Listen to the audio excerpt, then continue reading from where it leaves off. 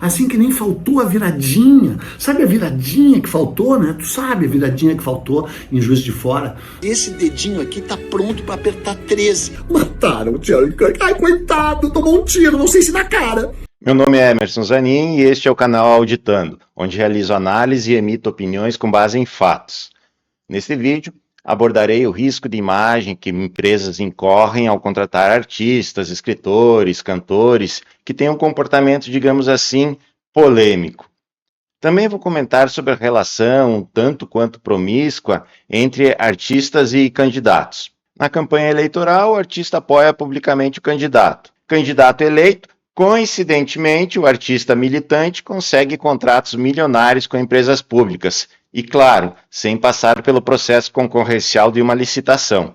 Para elaborar o roteiro deste vídeo, fiz uma pesquisa para conhecer um pouco sobre Eduardo Bueno, vulgo Peninha, autor daquele post horrendo em que celebra o assassinato de Charlie Kirk, e não foi difícil encontrar outros vídeos onde ele destila ódio do bem, para pessoas que não seguem a mesma linha do seu pensamento. Vamos para uns cortes que fiz de um vídeo que ele publicou no YouTube no dia 9 de julho deste ano.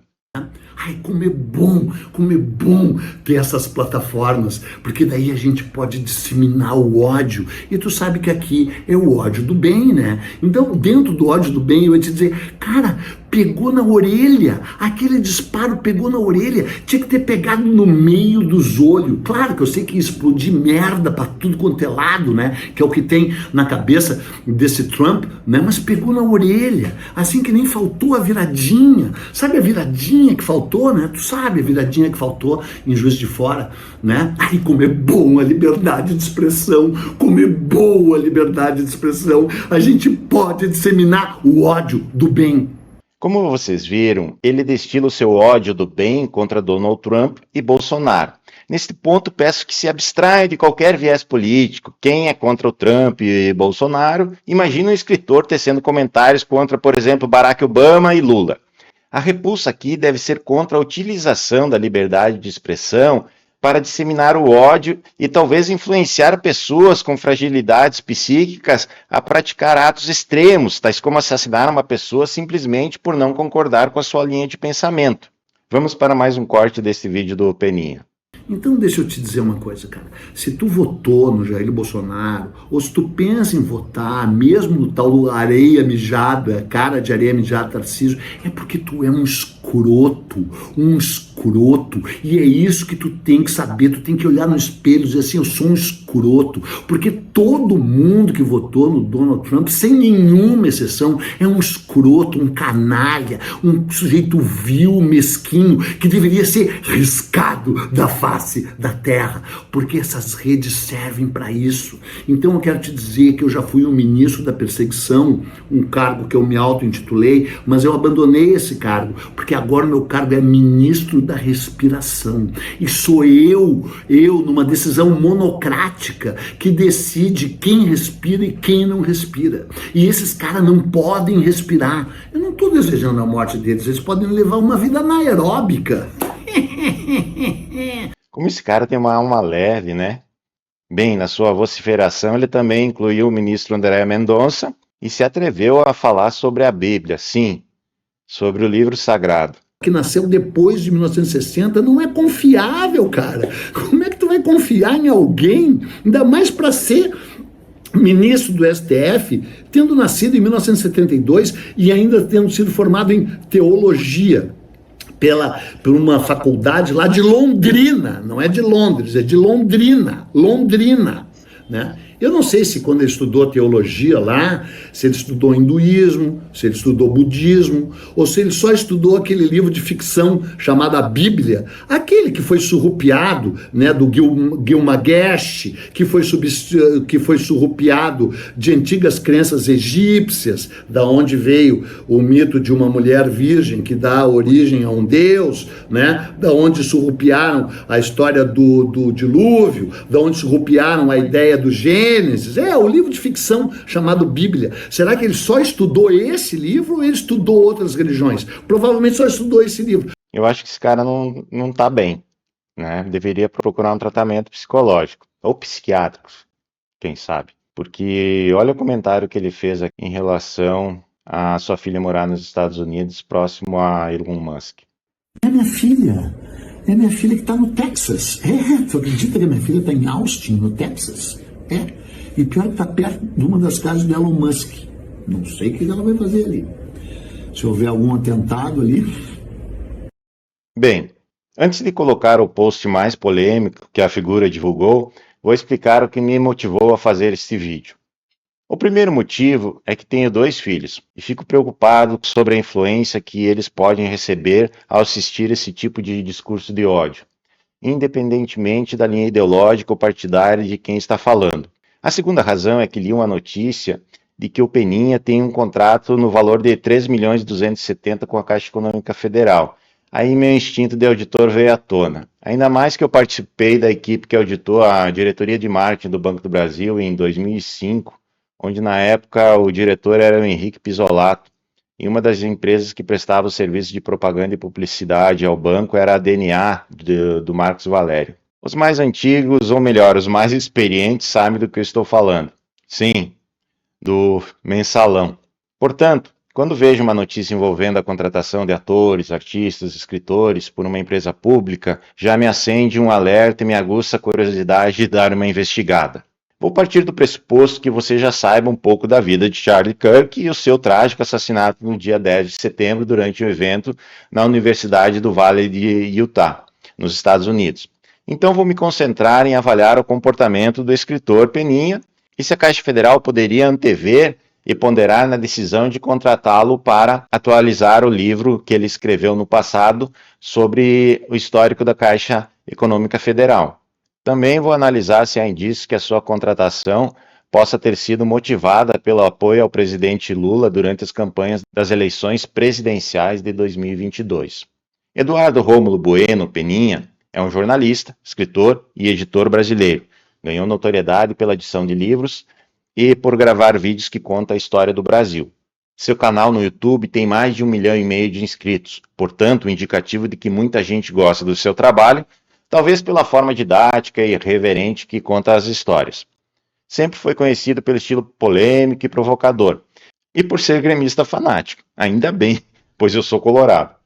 Inclusive ele foi no programa do Jô Soares em 2010, e em 2013 recebeu uma ordem de mérito cultural do presidente Lula e do ministro Gilberto Gil. Então, apesar de não ser tão conhecido nacionalmente, também não se pode dizer que é irrelevante. Agora vamos para o vídeo mais asqueroso, que vai ficar marcado na sua trajetória profissional, talvez muito mais do que as suas publicações. Quem já viu esse post no Instagram irá recordar. Quem não viu, servirá para contextualizar sobre a abordagem que farei sobre o risco de reputação que a Caixa poderá vir a ter com o contrato com o contador de histórias. Antes de começar a assistir o vídeo do Peninha, eu vou tomar aqui um remedinho para evitar náuseas. Sugiro para você, se não tiver estômago forte, ir até a farmacinha de casa e tomar um Plasil, um Vonal, um Dramin.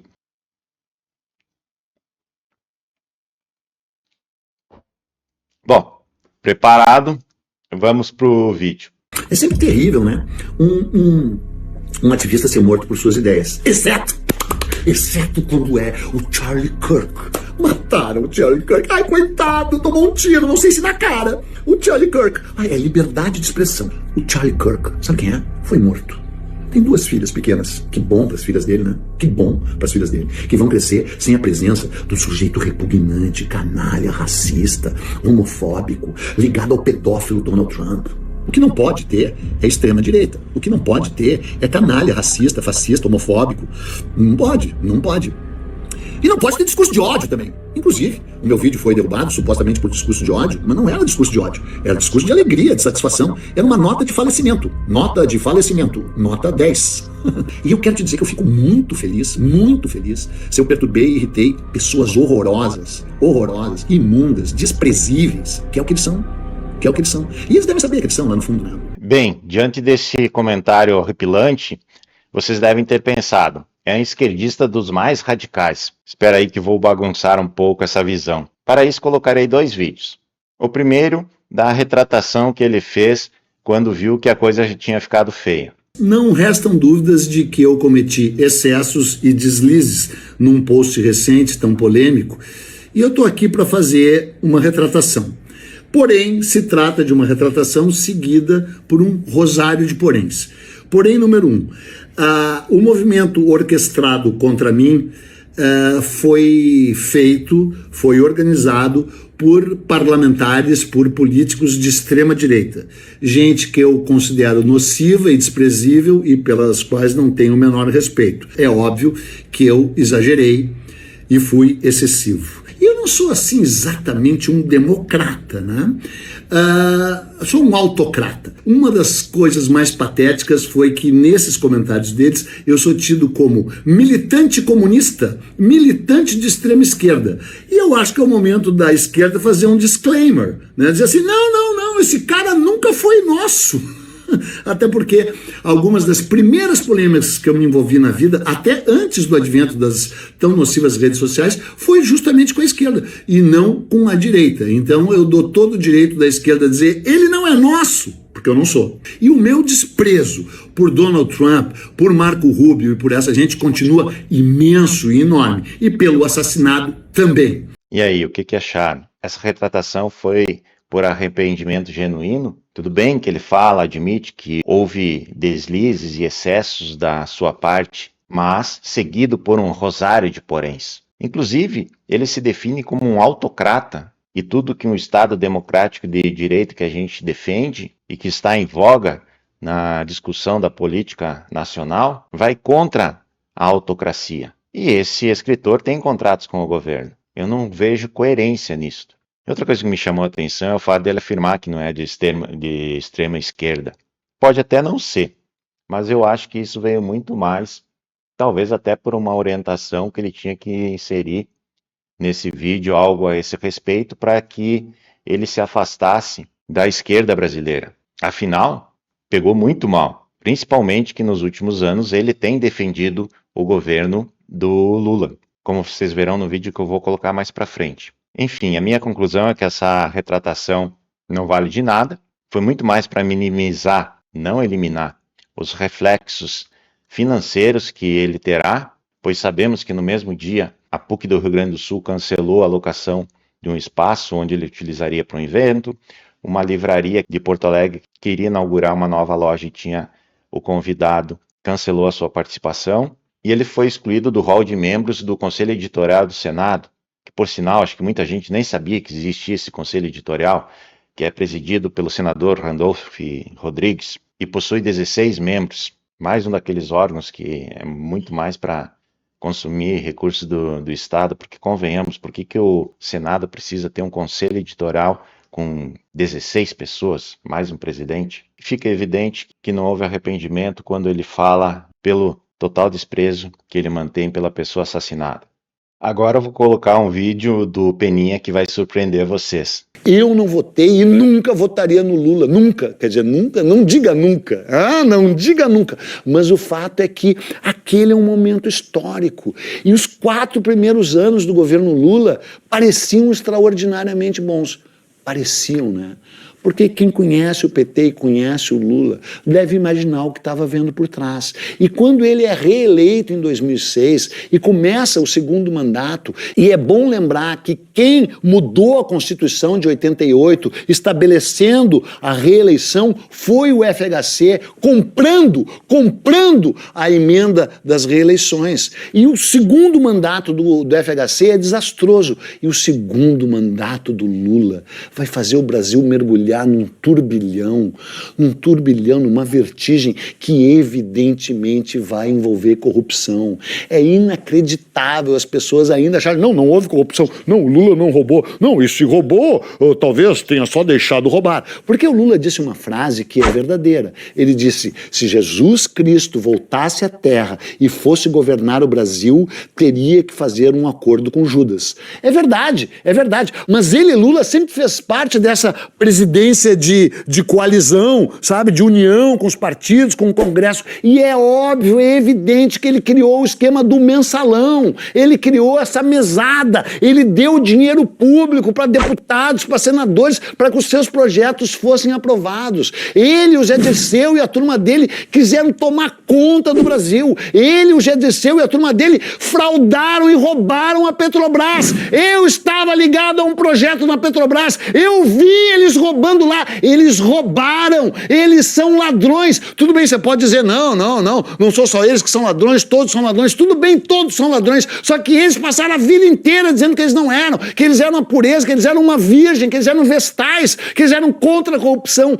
Eles, de certa forma, eram iguais aos outros. Se tu não quiser ver isso e não saber disso, o problema é teu. Vocês perceberam que ele falou que nunca votaria no Lula? E fez uma ressalva, nunca se pode dizer nunca, né? Talvez ele já estivesse prevendo o futuro que ele iria mudar consideravelmente a esse respeito. Nada como vislumbrar um contrato com uma empresa pública, não? Faz esse tipo de pessoa mudar rapidamente de ideia. Então ele acusa aí com todas as letras de Lula e PT, José Dirceu, terem criado um mensalão e... Ele não fala em Petrolão, mas quando ele diz que estava ligado a um projeto na Petrobras e deve ter visto isto de lá de dentro, parece falar com conhecimento de causa, não?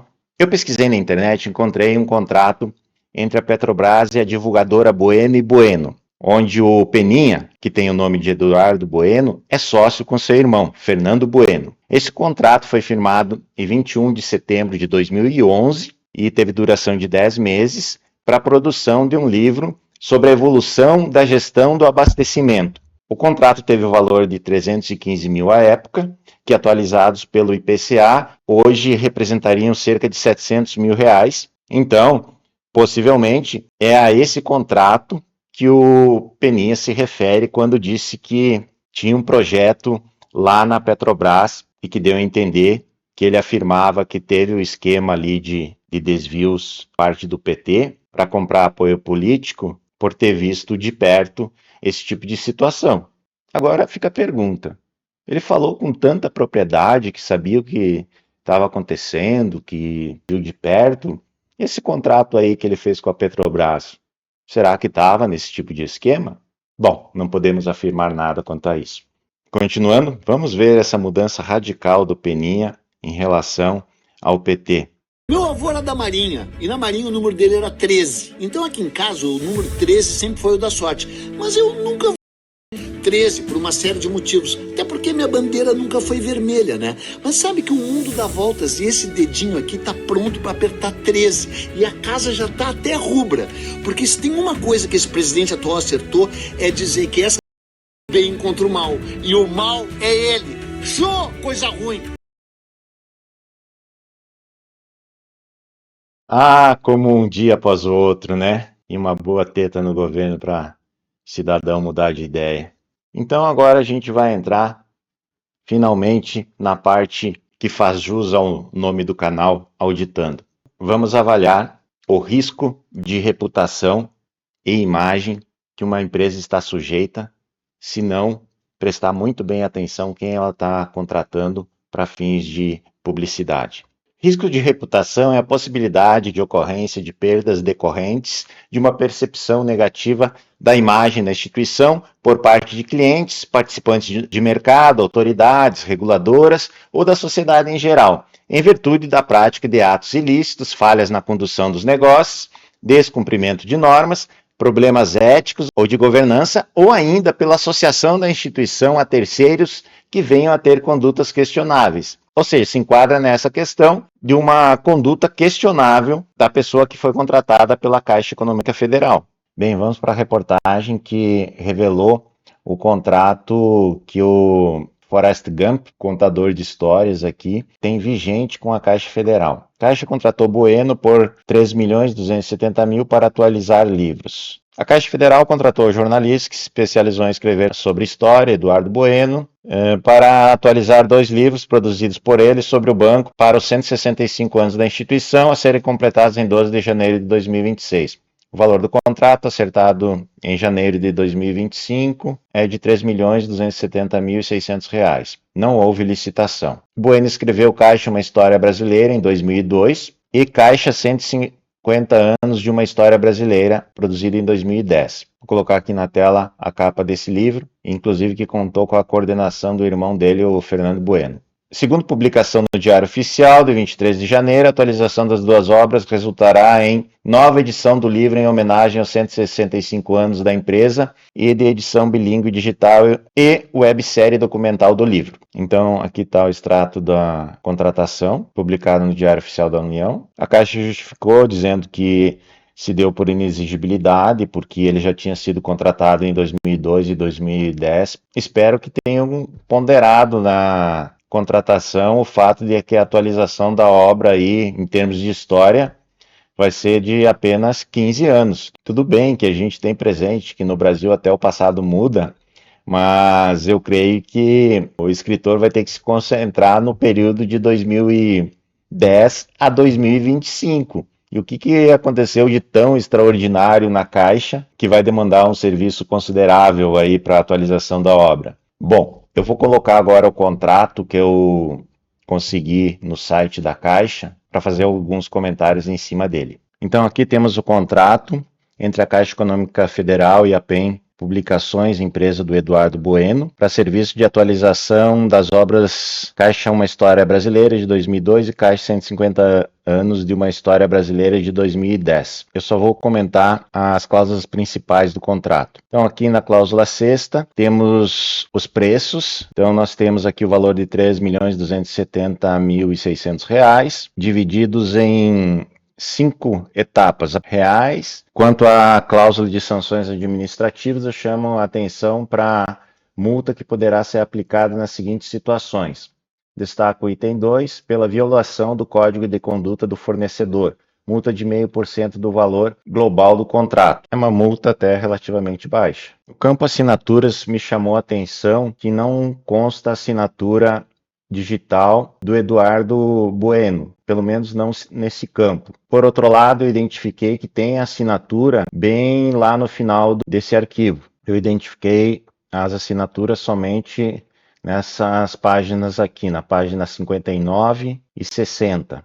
Pode ver aqui, ó, Eduardo Rômulo Bueno, no termo de ciência da política de prevenção e combate ao assédio moral e no termo de ciência da política de responsabilidade social. Então aqui nós temos no anexo 1, que é o chamado termo de referência. Então aqui estão os detalhes do contrato. Tem aqui o objeto da contratação, então a edição atualizada do livro, 165 anos em português, edição do livro História da Caixa, 165 anos também em inglês, versão digital do livro História da Caixa, em inglês e português, e websérie documental do livro História da Caixa, 165 anos.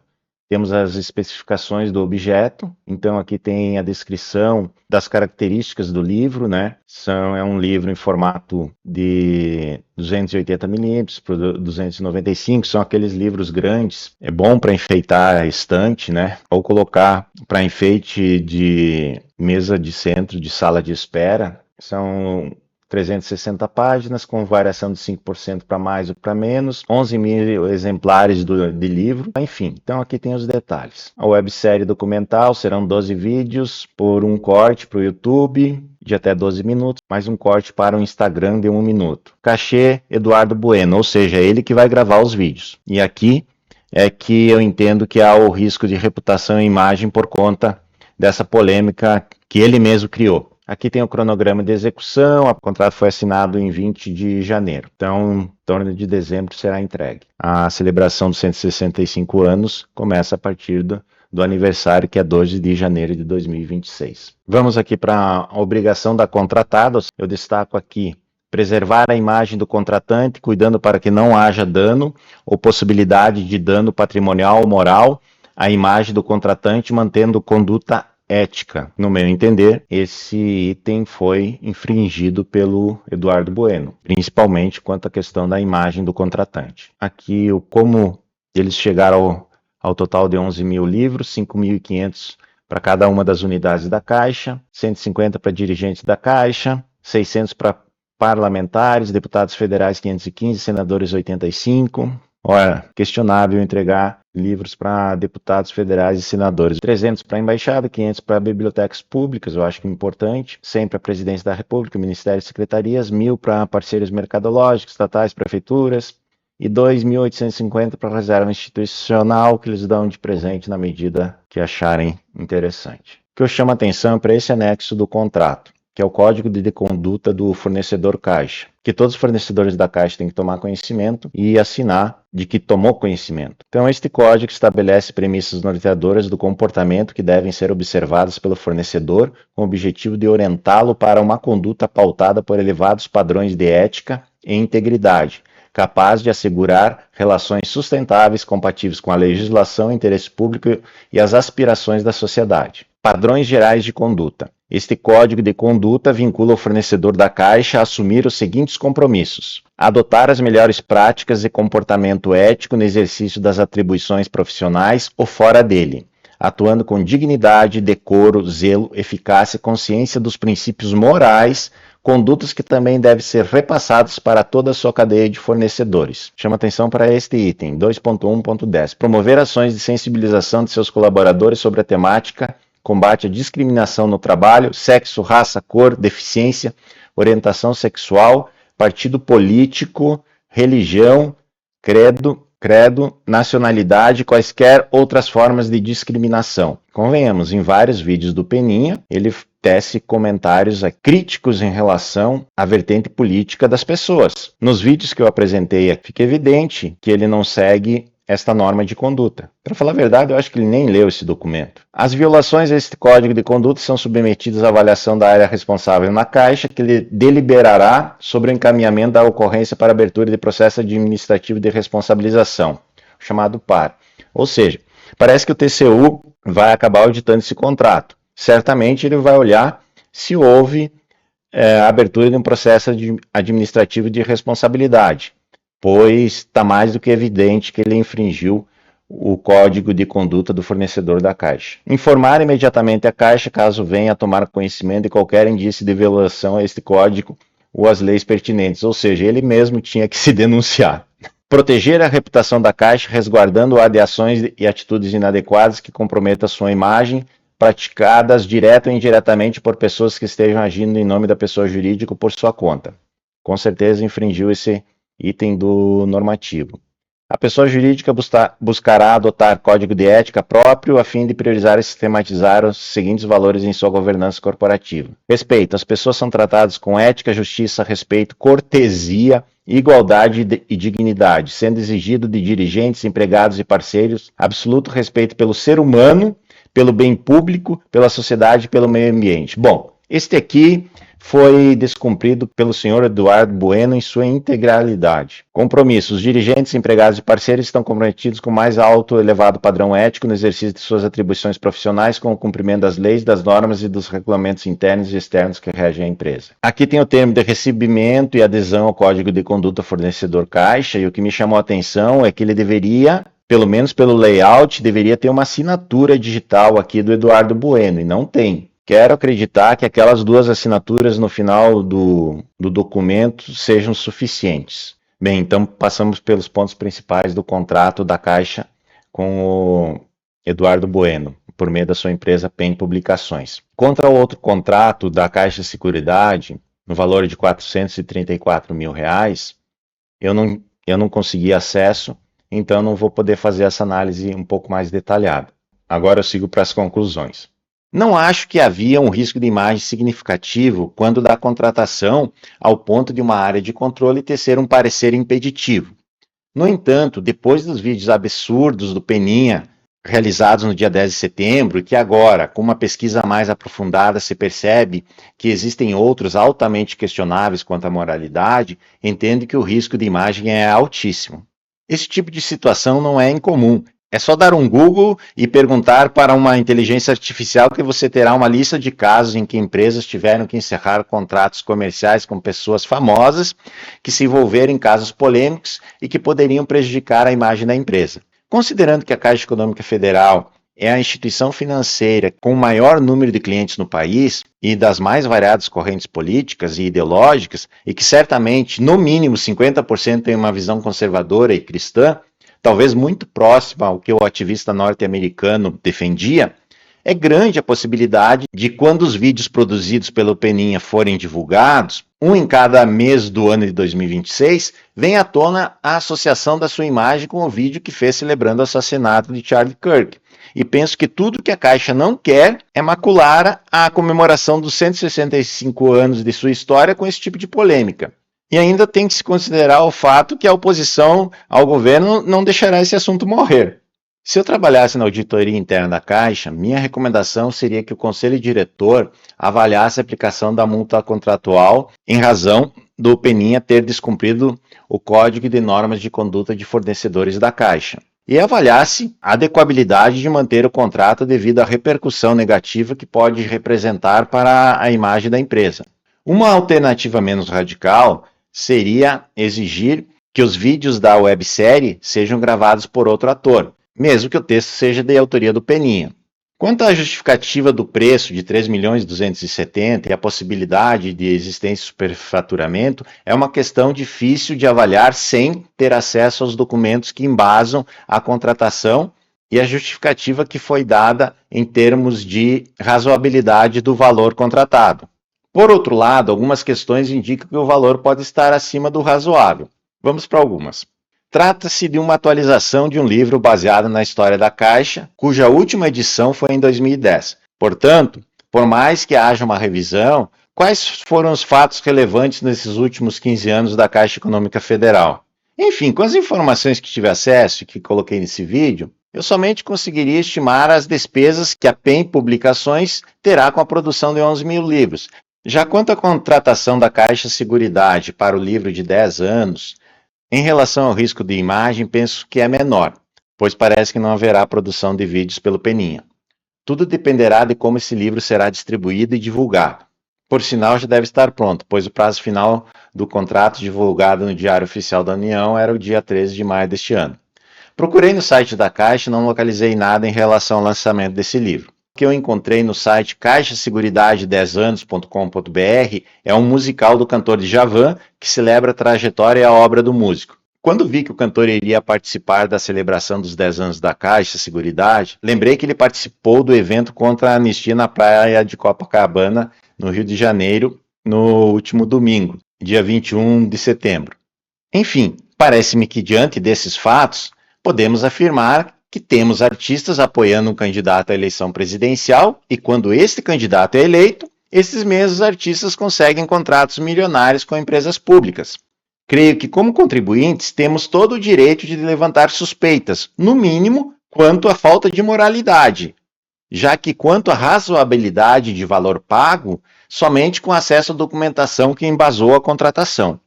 E você, o que acha quanto ao risco de imagem e quanto à moralidade desse tipo de contratação? Por gentileza, escreva aqui embaixo no campo comentários. Com isso, chegamos ao fim de mais um vídeo da série Auditando. Se gostou, deixe seu like, considere se inscrever no canal e compartilhar o vídeo com os amigos. Até a próxima!